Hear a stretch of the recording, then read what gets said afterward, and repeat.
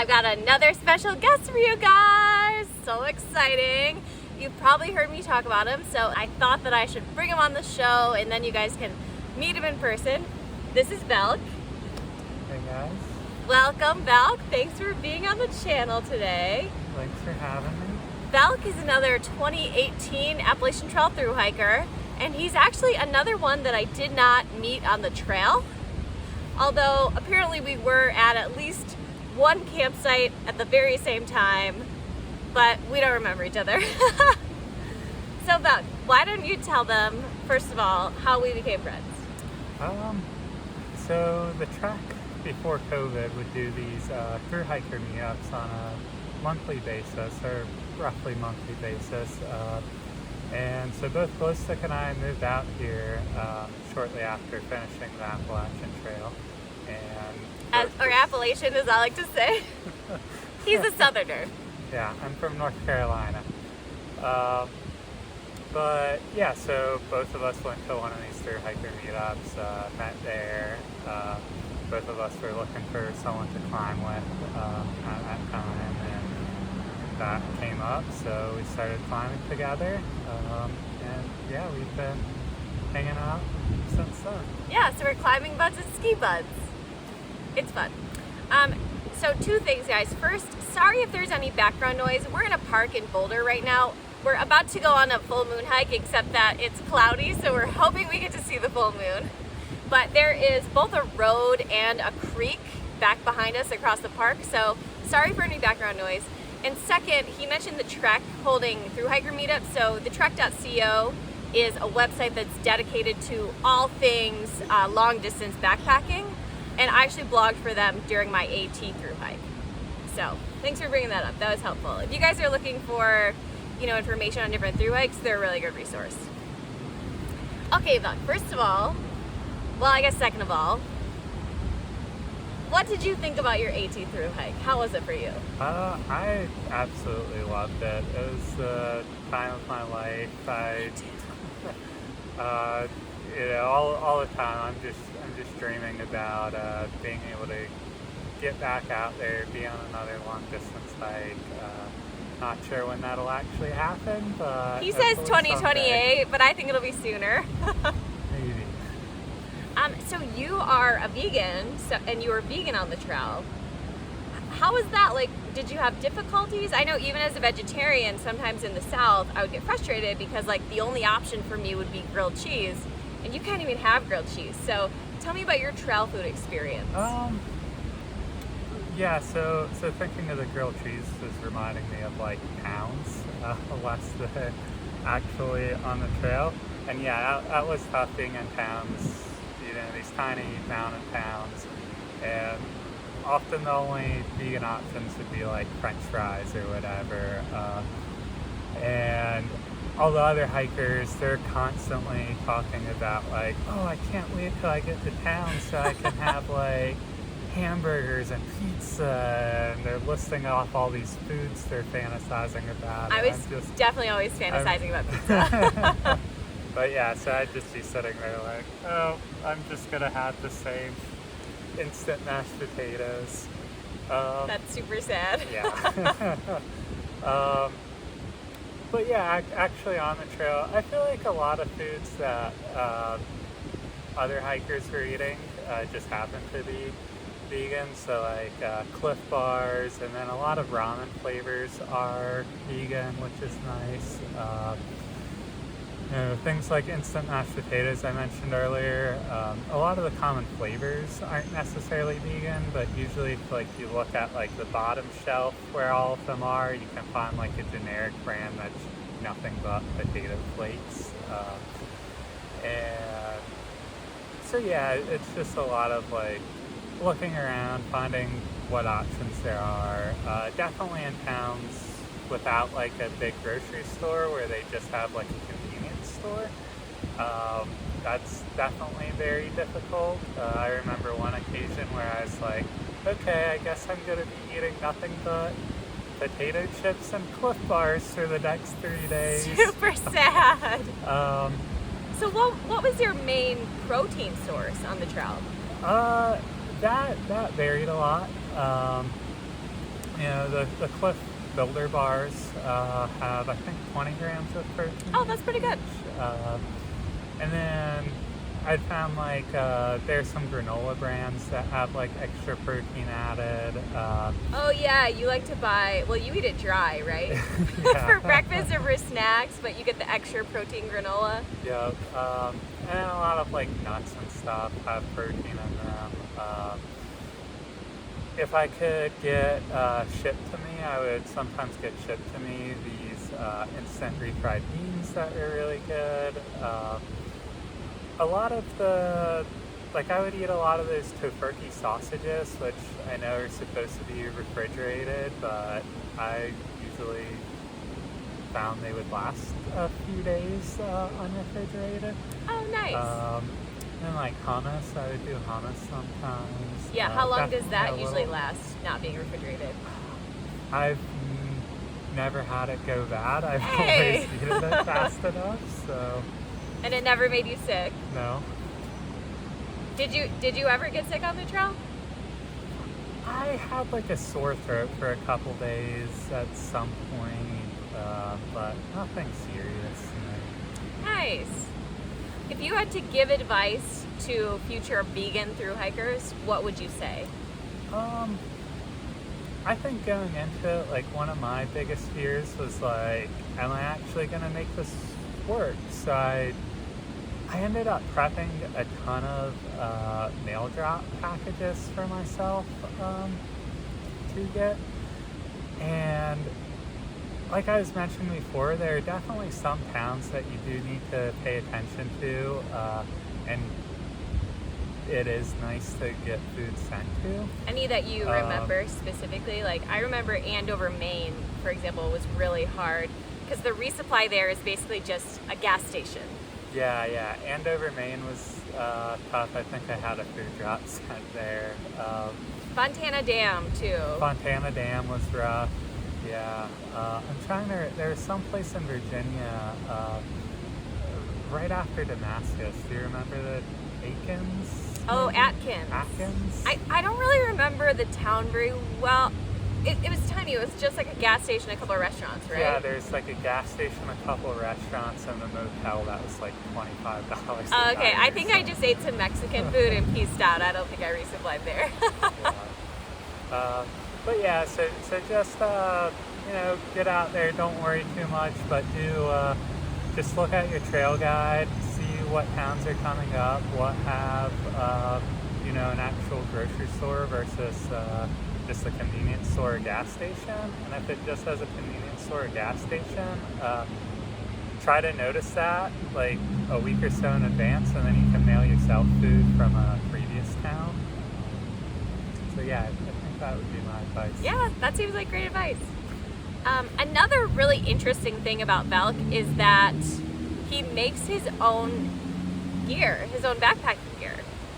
So can you talk about like what you have made, like what are you working on? Yeah, so a few things that I've made. So I actually brought this pack at the request of Glowstick. Isn't that cool? He made his own pack. So this is a pretty simple roll top pack. It has the straps and it's frameless. It does have a pad in there. This one's just like a sit pad? Yeah, it's just a 1/8 inch thick foam pad. But yeah, this is made from, it's called the Mountain Flyer 40 liters. And you can find the pattern for it. A guy named Steven Jones, he runs a website, bagbuff.com. And he also has a Facebook group and stuff, which is real helpful for getting more information. But yeah, I just downloaded this pattern. He has videos on how to assemble it and everything, which is really cool. And then I ordered all the fabric off of ripstopbytheroll.com. So this is X-Pack VX15. It has the HexCam printing that they do over at Ripstop by the Roll. And yeah, it's been I've taken it on a handful of trips now. I really like it. Yeah. I can bear witness to that. I've seen him take the pack on some backpacking trips and seemed like it did fine to me. It's holding up well. And then you've also made your own tent. Yeah, I don't know if tent's quite the right word for it. It's sort of more of a tarp with, it has doors on it that'll close, and it does have a perimeter netting that provides a little bit of bug protection. But yeah, and I've also made some synthetic quilts. Those are really easy to make. I didn't know you'd made those. Yep. What else? Hammocks. I've made a couple hammocks. He's a handy guy to have around. Yeah. Are you working on anything right now?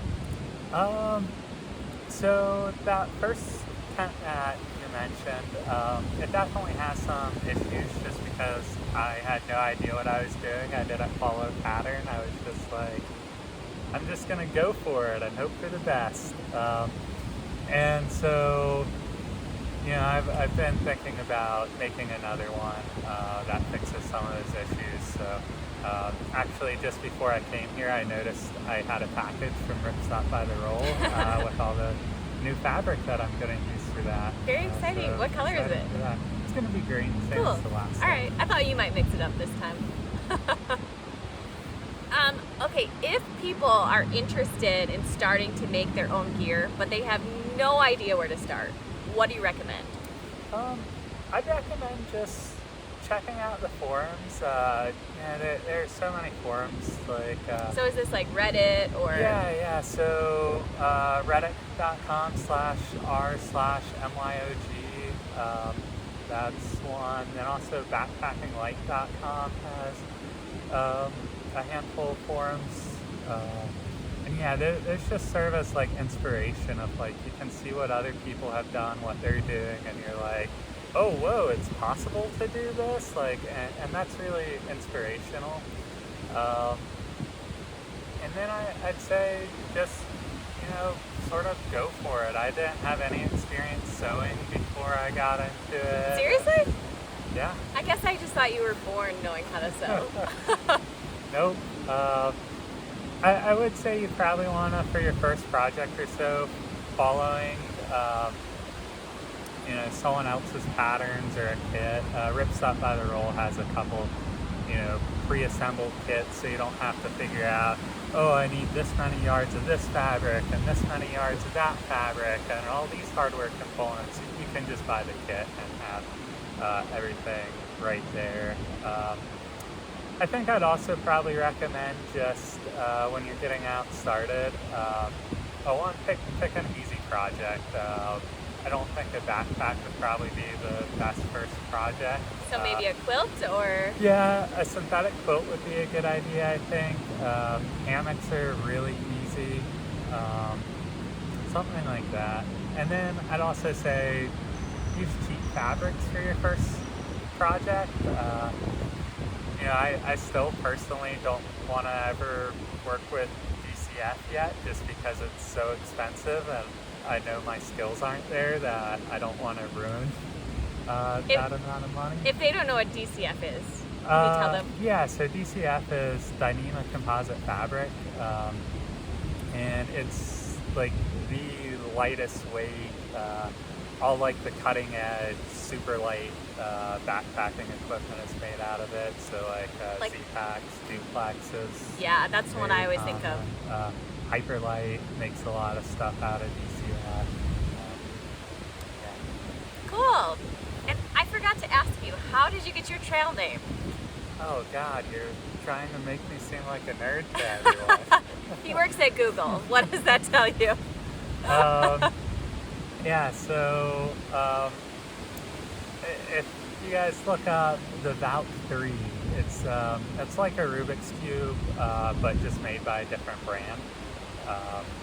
And I carried the entire trail, and so yeah, that's where my name came from. Cool. Okay, on the AT, what was your favorite section? I really like Virginia. Oh, I love Virginia too. Virginia, I mentioned earlier, I'm from North Carolina. Virginia just reminded me of home. I know the trail does go through North Carolina, but it was really cold when I was going through there, so Me I too. think I like Virginia better. And what were your dates that you were on the trail? I started March 18th and finished October 4th, so I was one of the slow ones. Last one to Katahdin wins. I think I did it right. I think you did it I've right got too. no complaints. Okay, what was your least favorite section?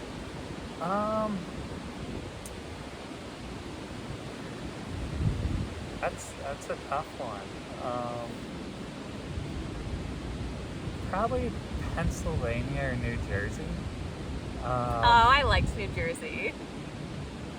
And I didn't hate New Jersey. It was just I wasn't around a whole lot of people that I knew at that point, and Yeah. it was just sort of, I don't know. It felt like I was just going through the motions then, which I don't think was any fault of the state. I think it was just where I was at on my hike.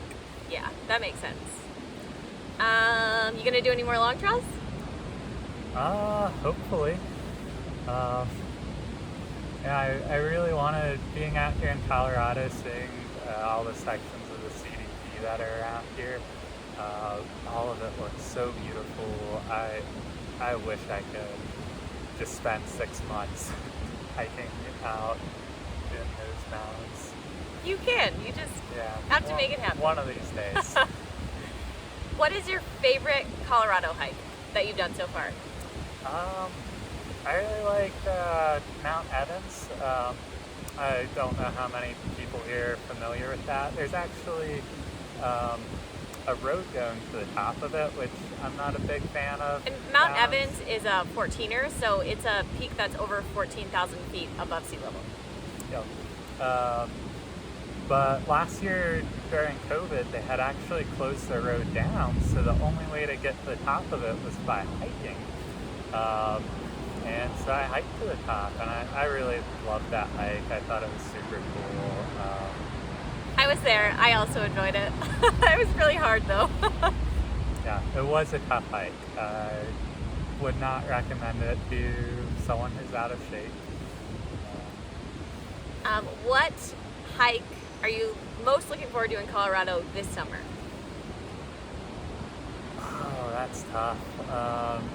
I'm really wanting to do Longs Peak this summer. That's been on my list for a while, so I think that one will be really cool. That's another 14er, and that's in Rocky Mountain National Park. And then we also have a group that's going to do a week-long trip on the Colorado Trail, and I think that'll be just amazing to spend. I'll also be there. There will be a video. Subscribe so you don't miss it. But yeah, and then I know a couple other like Will in Motion and P-Dubs who Pika invited. I know both of them, so I don't know them, but they'll be part of the group. But yeah, I haven't really seen them since the AT, so Nice. excited for that. Awesome. Well, if people want to follow your adventures, where can they do that? Well, so I do have an Instagram. It's Terry Elwinger, real creative name there. That's his real name, Yeah. and I'll put that in the comment section. I unfortunately don't post there that much, so I don't know how much you'll get out of that, but maybe I'll post more in the future. Well, you should, especially if you do the CDT. I mean, that trail's supposed to be so epic. All right, before we go, any last piece of advice that you would want to give someone who wants to thru hike for the first time? I think this advice goes for pretty much anything in life, but just know why you're doing it and what you want to get out of it, and be honest with yourself. I hear all sorts of people being like, oh, I want this spiritual journey or whatever, and like, if you don't want that, like, okay, that's fine. If you just want to have fun, like, cool. Say that's your reason for doing it. That was my reason. I wanted to have fun. But yeah, And I did. I think knowing your reason sort of lets you, as you're going along, lets you reevaluate things. And like, you know, if you're wanting some spiritual journey and halfway through you're like, well, I've had my spiritual journey, like, then you can sort of evaluate, okay, do I actually want to continue? Like, do I have a new purpose that's going to help me continue? And then if not, then like, you don't consider it a failure to quit halfway through a thru hike if you already met your purpose of thru hiking halfway through, right? Like, so yeah, I think if you really know why you're doing it, like, you can't really fail. Yeah, that's great advice. All right, thank you. Thank you so much again for being on the channel. Guys, thanks for watching. Don't forget to like this video, subscribe to my channel for more hiking, backpacking, AT, Colorado content, and I'll talk to you guys later.